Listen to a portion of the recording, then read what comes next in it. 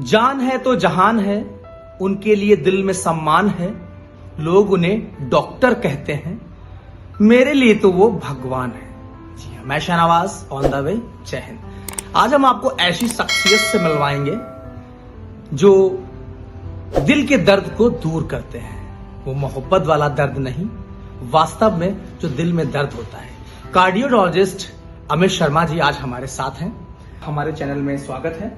सबसे पहले हम आपसे ये जानना चाहते हैं कि जो हार्ट की बीमारी है, लोग कहते हैं हार्ट अटैक हो गया, क्या है ये heart attack? Heart attack basically कई सिम्टम्स होते हैं, जैसे सांस फूलना, छाती में दर्द होना, छाती में भारीपन होना, घबराहट होना।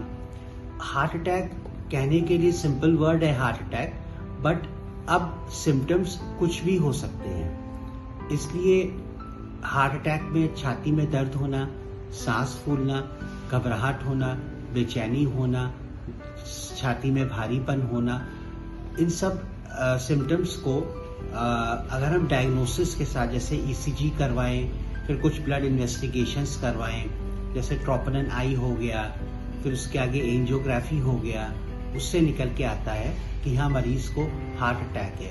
हार्ट अटैक का मतलब ये कि दिल की किसी नस में खून का थक्का जम जाना, उससे दिल के एक पार्ट में हार्ट के एक पार्ट में खून की कमी हो जाना, उससे हार्ट के एक पार्ट उस पार्ट का सड़ जाना, जिससे वो फंक्शन करना बंद कर देता है और जान के लिए खतरा पैदा कर देता है। इसको हम हार्ट अटैक बोलते हैं। डॉक्टर साहब, एक दौर हमने देखा जो शायद जिसको हम लोग कोरोना काल कहते हैं, वो दौर ऐसा था कि लोग घरों में बंद हो गए थे। उस वक्त धरती के भगवान डॉक्टर्स ही अपनी जो क्लिनिक थे या फोन से थे या वीडियो कॉल से थे, लोगों को प्रेस्क्राइब कर रहे थे। क्या मानते हैं कोरोना काल में किस तरीके से आपने वर्क किया? कोरोना काल में हम लोगों ने हॉस्पिटल में भी काम किया और हॉस्पिटल में अपने आप को भी बचाते हुए काम किया। जैसे कि स्क्रीन्स लगा ली थी, प्लास्टिक की शीट्स प्लस ग्लास चेम्बर्स बना लिए थे, जिससे कि हम लोग भी सुरक्षित रहें और हम लोगों से मरीज भी सुरक्षित रहे। क्योंकि मरीज हम लोग के पास आ रहा था, मरीजों से इन्फेक्शन हम लोग को हो सकता था, फिर हम लोगों से इन्फेक्शन जिस मरीज को इन्फेक्शन नहीं है उसको हो सकता था, इसलिए स्क्रीन लगानी पड़ी। प्लस जब घर वापस आते थे तो जो मरीज बेचारे नहीं आ सकते थे, जो अस्पताल आने में कतराते थे, उनको हम लोग फोन पे ही, सिंस गवर्नमेंट ने फोन पे टेली कॉन्फ्रेंसिंग के थ्रू, टेली मेडिसिन के थ्रू मेडिसिन प्रिस्क्राइब करना अलाउ कर दिया था, तो फोन पे भी इलाज किया। डॉक्टर साहब, एक बात आम हो चुकी है कि कोरोना के बाद जो है हार्ट अटैक के मामले बढ़े हैं। कुछ लोगों का कहना है कि जो उन लोगों ने उस वक्त दवाइयाँ ली हैं, जो डोज लिए हैं, उस वजह से उनको कुछ दिक्कतें होने लगी। क्या ये बात सच है कि कोरोना के बाद हार्ट अटैक के मामले बढ़े हैं? हाँ, ये बात सच है कि कोविड के बाद, कोरोना के बाद हार्ट अटैक के केसेस बढ़े हैं, क्योंकि कोविड में कोरोना वायरस इन्फेक्शन में ऐसे चेंजेस होते हैं जिसमें खून का गाढ़ा होने की प्रतिक्रिया बढ़ जाती है। उससे खून का थक्का खून की वेसल्स, ब्लड हार्ट की वेसल्स में जम जाता है और जमने की प्रोबेबिलिटी बढ़ जाती है, जिसकी वजह से हार्ट अटैक पड़ने की संभावनाएं बढ़ जाती हैं। दूसरी चीज़ ये, कोरोना पीरियड में इसीलिए हम लोग ब्लड पतला करने की दवाई देते थे, जैसे एंटीकोगुलेंट्स, रिवोरॉक्साबैन, एपिक्साबैन, एनॉक्सापैरिन, ये सब देते थे, जिससे कि हार्ट की नसों में ब्लॉकेज ना हो, खून के थक्के ना जमे, प्लस लंग्स की वेसल में जो ब्लॉकेजेस बन रहे थे, खून के थक्के जम रहे थे, वो ना जमे। और कोविड के बाद, कोविड के समय कुछ ऐसी मेडिसिन दी जाती थी जो कि देनी अनिवार्य थी, अगर नहीं देते तो मरीज जान खो बैठता, जैसे स्टीरॉइड्स देने बहुत ज़रूरी थे कुछ कंडीशंस में। स्टीरॉइड्स के अपने साइड इफ़ेक्ट्स भी होते हैं, जैसे वो डायबिटीज़ कॉज करता है, इम्यूनिटी गिराता है, जिसकी वजह से हार्ट अटैक पड़ने की संभावनाएं बढ़ जाती हैं। लेकिन उस समय ये देने आवश्यक थे, अगर ना देते तो मरीज उस कोरोना से हाथ खो बैठता, जान खो बैठता। महिलाओं की अपेक्षा हार्ट की बीमारी पुरुषों में ज़्यादा होती है, ऐसा क्या कारण है? एक्चुअली सब एज पे डिपेंड करता है। 40 की एज से पहले जो हार्ट की उपेक्षा पुरुषों में ज़्यादा इसलिए होती है क्योंकि महिलाओं में 40 की एज से पहले एक हार्मोन होता है एस्ट्रोजन, वो रिलीज होता है। तो एस्ट्रोजन जो होता है वो कार्डियो प्रोटेक्टिव होता है, हार्ट को प्रोटेक्ट करके रखता है। जो ब्लॉकेजेस होते हैं, खून के थक्के जमते हैं, उनको नहीं जमने देता है, इम्यूनिटी को बढ़ाकर रखता है। ये एस्ट्रोजन पुरुषों में बहुत ही कम मात्रा में पाया जाता है, इसलिए 40-45 एज से पहले पुरुषों में हार्ट की प्रॉब्लम्स ज़्यादा होती है। लेकिन जब 40-45 की एज पार होती है तो महिलाओं में एस्ट्रोजन्स की कमी होने लगती है, एस्ट्रोजन्स खत्म होने लगता है। जब मेनोपॉज हो जाता है, जब मासिक बंद हो जाती है, तब एस्ट्रोजन्स खत्म हो जाते हैं, जिसकी वजह से उस 45 की एज के बाद महिलाओं में भी हार्ट अटैक की संभावना बढ़ जाती है। शुगर और ब्लड प्रेशर के जो पेशेंट होते हैं उनमें भी ये बीमारी जल्दी उन लोगों को लग जाती है, ऐसा क्या रीज़न है? ब्लड प्रेशर, सबसे पहले हम बात करें तो ब्लड प्रेशर की वजह से जैसे ब्लड प्रेशर होता है वो कई कारणों से होता है। एक ब्लड प्रेशर होता है जिसमें हार्ट की जो ब्लड की वेसल्स होती हैं उनका डायमीटर छोटा हो जाता है, वो कंस्ट्रिक्ट हो जाती हैं, जिसकी वजह से हार्ट के ऊपर प्रेशर पड़ता है। हार्ट जोरी से पंप करता है, हार्ट को काम ज़्यादा करना पड़ता है, लेकिन जो हार्ट की वेसल्स को ऑक्सीजन मिल रही होती है वो उसके हिसाब से नहीं मिलती है, जिसकी वजह से एंजाइना होने लगता है और पेशेंट को पता नहीं चल पाता। एंजाइना की वजह से अनस्टेबल एंजाइना होता है, मतलब पहले चलने पर उसको दर्द होता है, फिर बैठे बैठे दर्द होता है, फिर ऐसी कंडीशन में कभी भी खून का थक्का कोरोनरी वेसल्स में जम जाता है, जिससे हार्ट अटैक पड़ जाता है। दूसरी बात हम लोग शुगर की करें तो शुगर एक बहुत ही घातक बीमारी है। शुगर के कई कॉम्प्लिकेशंस हैं, 2 तरीके के कॉम्प्लिकेशंस हैं। माइक्रोवैस्कुलर कॉम्प्लिकेशंस, जिसमें वो आंखों को, किडनी को और नर्व्स को डैमेज करता है। मैक्रोवैस्कुलर कॉम्प्लिकेशंस, जिसमें वो ब्रेन को स्ट्रोक कराता है, हार्ट अटैक कराता है और पैर की बड़ी नसों में खून का थक्का जमा के पैरों को सड़ाता है। इसमें ऐसे केमिकल रिएक्शंस बॉडी में होते हैं जिससे जो सेल्स की, वेसल्स की अंदर की लेयर होती है, जिसको एंडोथेलियम कहते हैं, उसके अंदर खराबी आ जाती है। वहाँ पर प्लेटलेट्स इकट्ठे होने लग जाते हैं। प्लेटलेट्स इकट्ठे होने से खून का थक्का जम जाता है और खून के थक्के जमने से अटैक पड़ जाता है। डॉक्टर साहब, जो दिल की बीमारी होती है, दिल की बीमारियां का ये सॉल्यूशन क्या है?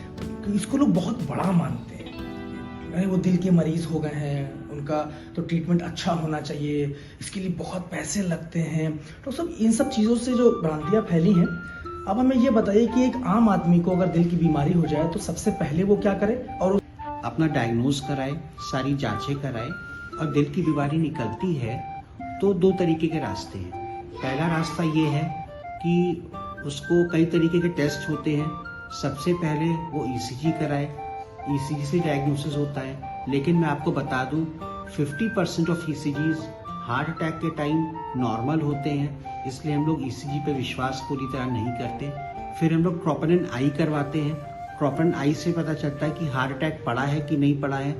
कभी कभी ट्रोपोनिन आई नेगेटिव भी आ जाता है। ट्रोपोनिन आई नेगेटिव का मतलब ये नहीं कि हार्ट अटैक नहीं है, कि हार्ट की बीमारी नहीं है।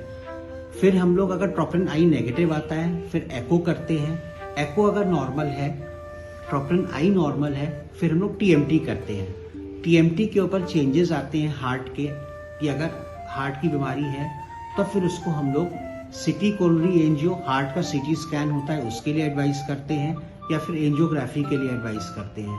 एंजियोग्राफी से पता चलता है कि खून का थक्का कहाँ पर जमा है, उसको साफ करके वहाँ पर छल्ला डाला जाता है। फिर मरीज को नियंत्रित तौर पर अपनी दवाएं जीवन भर के लिए खानी पड़ती हैं और समय समय पर अपने चिकित्सक के साथ संपर्क में रहना चाहिए और दवाएं कम बढ़ती होती रहती हैं। कुछ दवाओं का साइड इफेक्ट भी होता है, जैसे पोटेशियम का बढ़ना, सोडियम का कम होना, क्रिएटिनिन का बढ़ना। इसलिए हर 6-6 महीने पे कुछ ना कुछ टेस्ट जो कि डॉक्टर बोलता है वो रेगुलर करवाने चाहिए, और हर 3 महीने पर डॉक्टर से मिलते रहना चाहिए। अपने आप दवाएं नहीं खाना चाहिए। तीसरी चीज़, व्यायाम बहुत ज़रूरी है। अगर पूरा व्यायाम नहीं हो पा रहा है तो वॉकिंग बहुत ज़रूरी है। 45 मिनट वॉक करना चाहिए, योगा करना चाहिए, ध्यान करना चाहिए, मेडिटेशन करना चाहिए। एक मैं इंटरव्यू किसी बहुत बड़े डॉक्टर का पढ़ रहा था, उसमें उन्होंने बहुत अच्छी चीज़ बताई थी कि हमें कंटेंटेड रहना चाहिए। कंटेंटेड मतलब सेटिस्फाइड, जो कि मैं अपने ऊपर भी लागू करने की कोशिश कर रहा हूँ, जिससे कि जो हमारे पास है उसमें हमें खुश रहना चाहिए।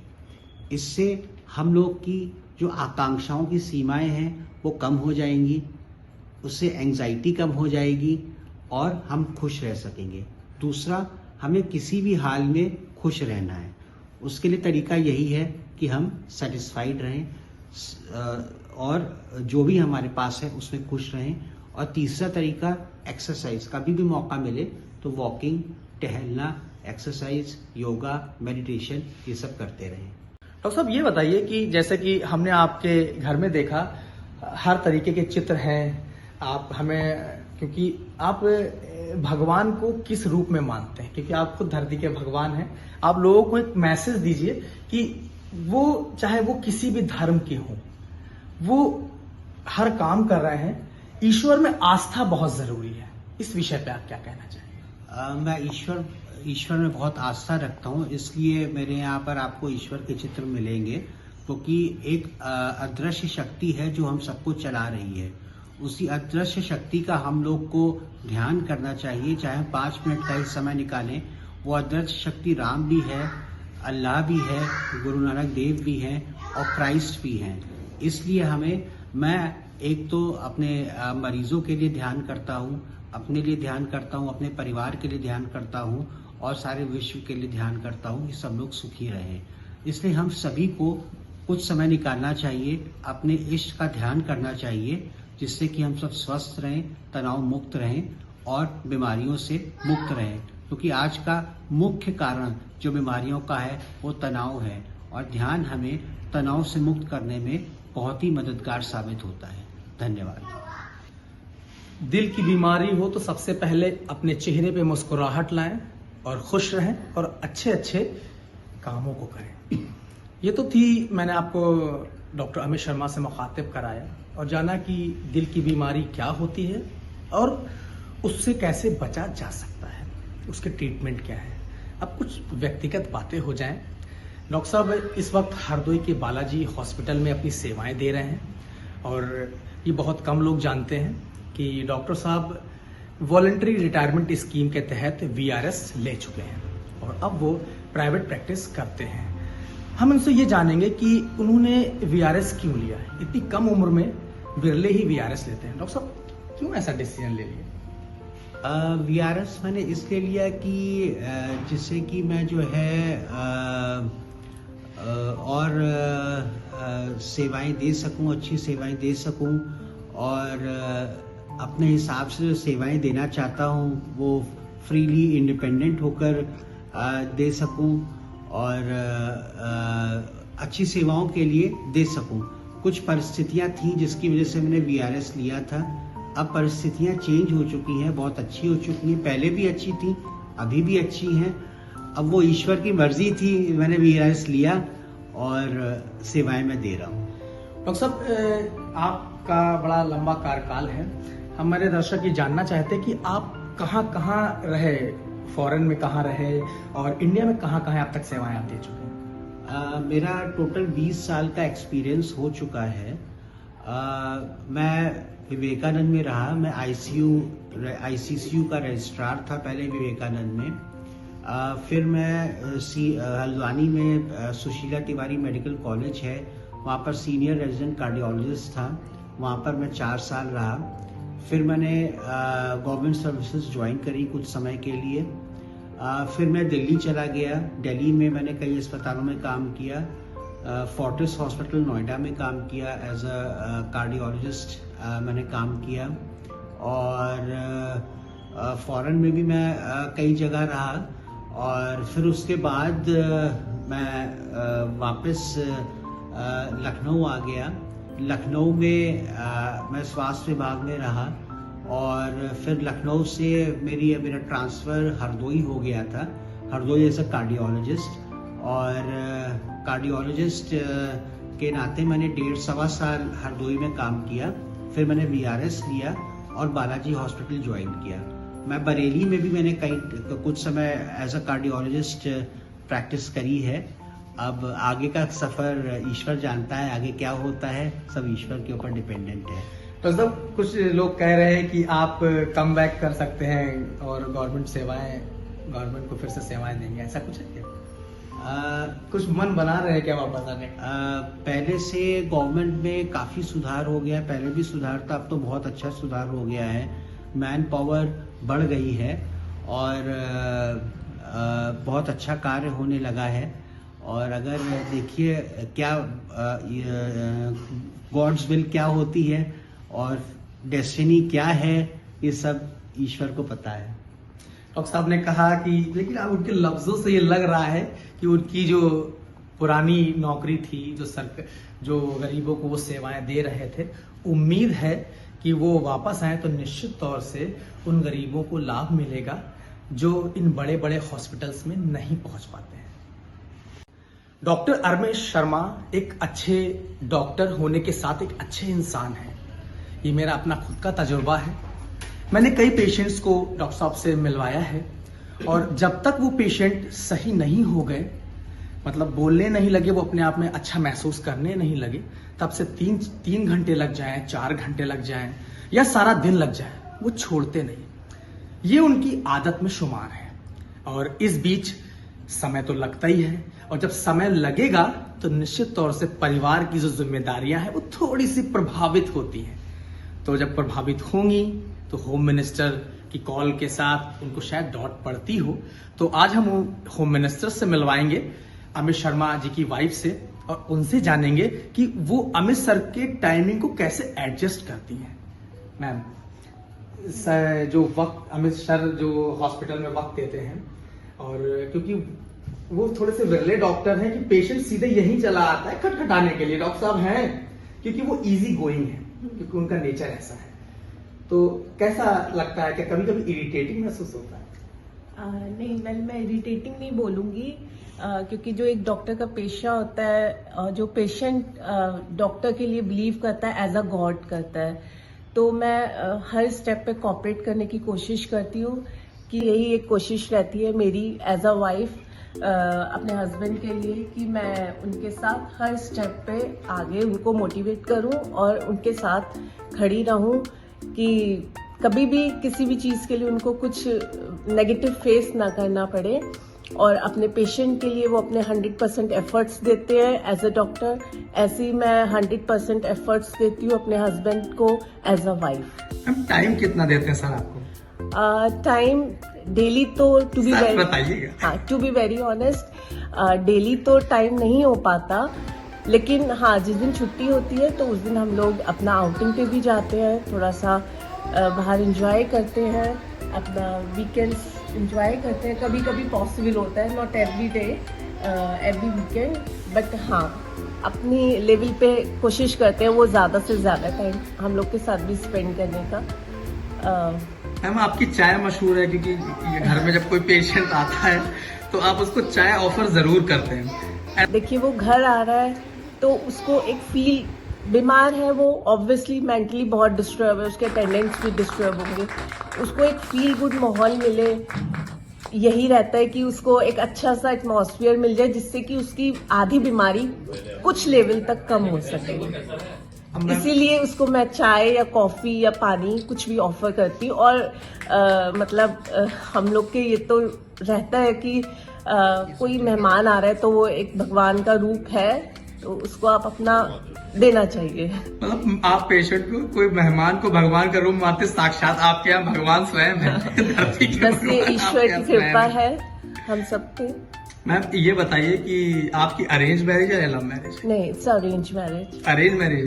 डॉक्टर साहब एक सवाल आपसे ये है कि जो लोग नीट की तैयारी कर रहे हैं, कुछ लोगों का सिलेक्शन गवर्नमेंट कॉलेज में नहीं हो पाता है, तो वो लोग प्राइवेट कॉलेज ज्वाइन कर लेते हैं। ये तैयारी के लिए सबसे बढ़िया मार्गदर्शन ये है कि 11th और 12th का 10th 11th 12th का जो बेस है वहीं से अपनी तैयारी बहुत अच्छी शुरू कर दें और उसके बाद 12th का एग्ज़ाम क्लियर करने के बाद जो पैटर्न एंट्रेंस एग्जामिनेशन का आता है उसी पैटर्न के हिसाब से तैयारी करें। उसी पैटर्न के हिसाब से तैयारी करेंगे तो सिलेक्शन डेड एंड श्योर है। चाहे गवर्नमेंट कॉलेज में पढ़ रहे हों और या फिर प्राइवेट कॉलेज में पढ़ने वालों के लिए कभी भी उनको हतोत्साहित नहीं होना चाहिए, बल्कि अपना कॉन्फिडेंस लेवल बढ़ाकर खूब मेहनत से पढ़ाई करनी चाहिए और खूब मेहनत से प्रैक्टिकल्स में पार्टिसिपेट करना चाहिए। मरीजों को देखना चाहिए, उनका एग्जामिनेशन करना चाहिए, उनकी हिस्ट्री लेनी चाहिए। अपने आप को यही समझकर कि ठीक है हमारा गवर्नमेंट में नहीं हुआ, लेकिन हमें इतनी मेहनत करनी है कि हमें उनके पार पहुंचना है, उनके बराबर पहुंचना है, वो भी बहुत अच्छे डॉक्टर बन सकते हैं। अपने आप को कभी हीन भावना से ग्रसित नहीं होना चाहिए, क्योंकि यह लाइफ जो है डॉक्टर्स कभी भी परफेक्ट नहीं होते। इसलिए हमेशा बोला जाता है कि हम लोग प्रैक्टिस कर रहे हैं। प्रैक्टिस का मतलब है हमें जीवन भर पढ़ना है। हम कोई भी परफेक्ट नहीं है, अपने आप को परफेक्ट नहीं कह सकते। हम अभी तक पढ़ ही रहे हैं और पढ़ के मरीजों का इलाज कर रहे हैं, सीख कर मरीजों का इलाज कर रहे हैं। चाहे जितना सीनियर डॉक्टर है, कोई भी परफेक्ट नहीं है, वो हमेशा पढ़ता रहता है। और हाँ, हमेशा अपने आप को अपग्रेड रखना चाहिए, सेमिनार्स में पार्टिसिपेट करना चाहिए, कॉन्फ्रेंसेस में पार्टिसिपेट करना चाहिए, नए नए कोर्सेज उनको करना चाहिए। पढ़ाई कोई भी हो कभी भी खराब नहीं जाती। वो विद्या सरस्वती माँ हमें नॉलेज देकर जाती है, जो कि मरीजों के हित में होती है। हौसले किसी हकीम से कम नहीं होते, हर तकलीफ में दवा दे जाते हैं। तरक्की करने के लिए कोई शॉर्टकट नहीं होता। आपको अगर तरक्की करनी है तो एक मार्ग प्रशस्त करना होगा और उस मार्ग पर चलते हुए निरंतर मेहनत करनी होगी। जैसे कि डॉक्टर साहब ने कहा कि मेहनत करेंगे तो फल जरूर मिलेगा।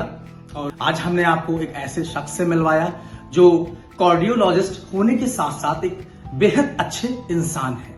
उनसे जाना कि दिल की बीमारी को कैसे दूर किया जा सकता है और एक अच्छा इंसान बनने के लिए क्या करना होता है। मैं शहनवाज अपने वीडियो जर्नलिस्ट पुलकित शर्मा के साथ, जय हिंद।